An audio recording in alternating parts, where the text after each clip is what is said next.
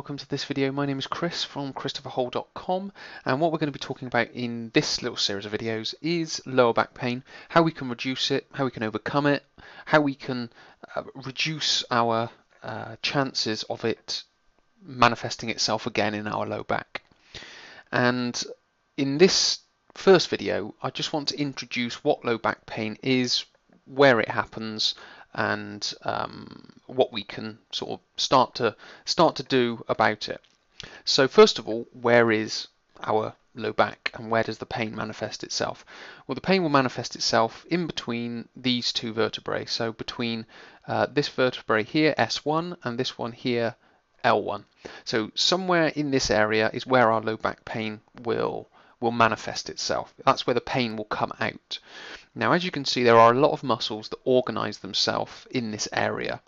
So it is a very big junction for muscles, and there are many sort of lines of pull, and by that I mean the ribs, the hips can be pulled in certain directions by muscles becoming tighter and things like that. So it's a massive junction where low back pain can come out of our low back.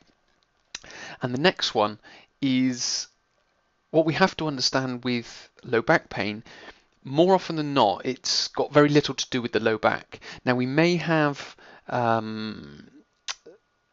sort of poor muscular function in the low back, but that's not generally the low back's fault. It can sometimes be a problem with the hips, it can sometimes be a problem with the ankles, it can sometimes be a problem with the shoulders, and then it moves itself in the body, and then the pain comes out of the lower back, if you follow sort of what I'm saying there. So what we have to understand is, number one, sort of where it is between S1 and L1 in that low back area. Number two, it's not normally to do with the low back unless there's been a traumatic injury to the low back. Then obviously it's going to be come out of the low back, but more often than not it's usually down to some dysfunction, maybe in the hips, the ankles, the shoulders, and then the pain comes out of the low back. So finally, for this video, what I want to help you understand is what the pain is. Now, a lot of people think the pain or low back pain is a bad thing.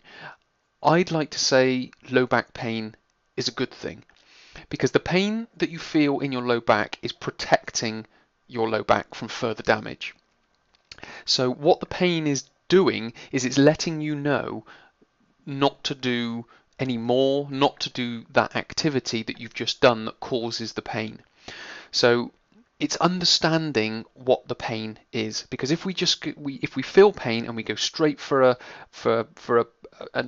painkiller and we take that pill and the pain deadens itself and we don't feel the pain anymore, we could be doing further damage to the tissues, i.e. the muscles, the ligaments, the tendons, the discs, the vertebrae, and all the different sort of structures of the low back, because we can't feel the pain, if we could feel the pain, we wouldn't necessarily carry on doing that activity.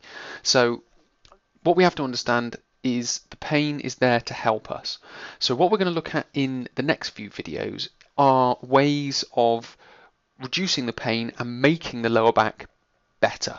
Okay, so we're going to look at reducing it, overcoming it, and hopefully decreasing our risk of low back pain injury in the future. So yeah, thanks for watching this video. I'll catch up with you in the next one. So yeah, thanks for watching this video. I'll catch up with you in the next one.